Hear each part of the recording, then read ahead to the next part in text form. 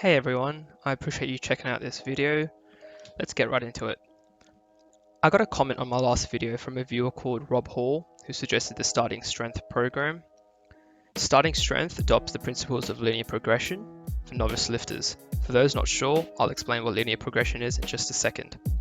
I made some adjustments to the program whilst maintaining the general philosophy of the program. These adjustments include alternating between a few variations every workout based on my personal goals and preferences. Linear progression involves adding weight to the bar every session or week. Based on the biological law of accommodation, linear progression will eventually slow down and halt. This is called a plateau.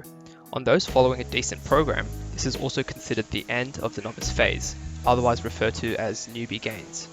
This is when it's ideal to transition toward different training styles, such as linear periodization, concurrent, undulating.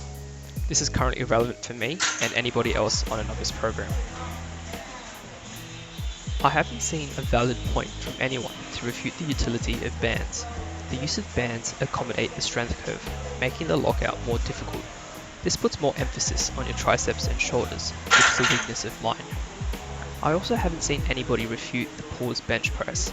It reduces the risk of injury, makes you stronger from the most disadvantageous joint angle, builds explosive strength, and it has direct carryover to the touch and go.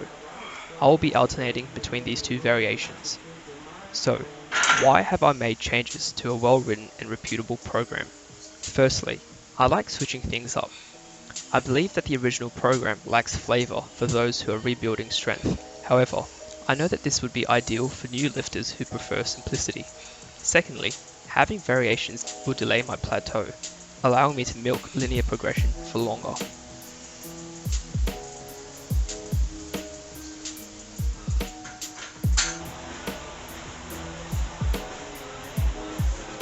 This is my first day on this program, so I decided to drop the weight and rebuild it consistently.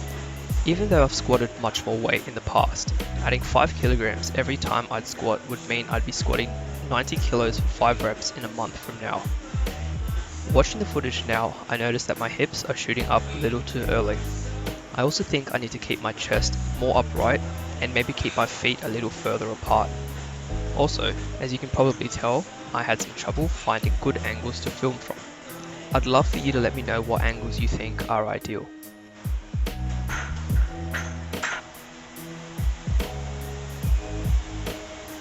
It's especially important that I fix any issues with my form as early as possible, so I encourage you to call me out on anything that you believe may be helpful to me in the long term.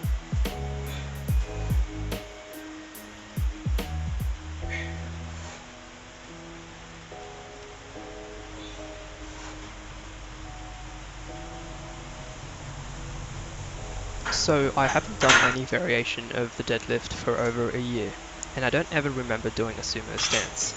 I found this stance surprisingly more comfortable, so this is what I'll continue to do.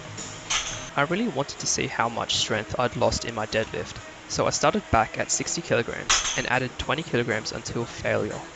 I know I strayed off the program, but I felt like establishing a base strength for this lift is important, and I'll thank myself in a few months when I have something to look back on.